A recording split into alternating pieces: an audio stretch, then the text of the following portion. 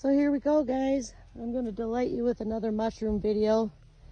I'm up here on my property in Danbury, Wisconsin, and filling up my water jugs to bring back home to the cities, which what we call St. Paul, Minneapolis area. And I need fresh water. It's the cities. So filling up the jugs. I look over and I see these mushrooms. They're hard to the touch and they're called shrimp mushrooms. I do not know the scientific name, but I know when I lived here, I harvested them and brought them to the table, and they were pretty good. So I thought I'd spread the joy and let you guys know.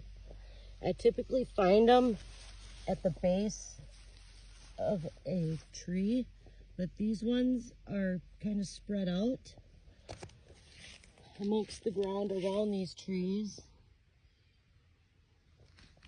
And like I said, they're called these mushrooms are called shrimp mushrooms. They're choice, they're edible. Like I said, they're hard to the touch. And hopefully I can harvest more. There we go. So I can bring them to the table this time around.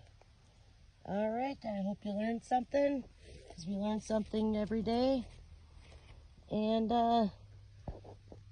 definitely do your research before you eat any kind of mushroom. But I do know for my personal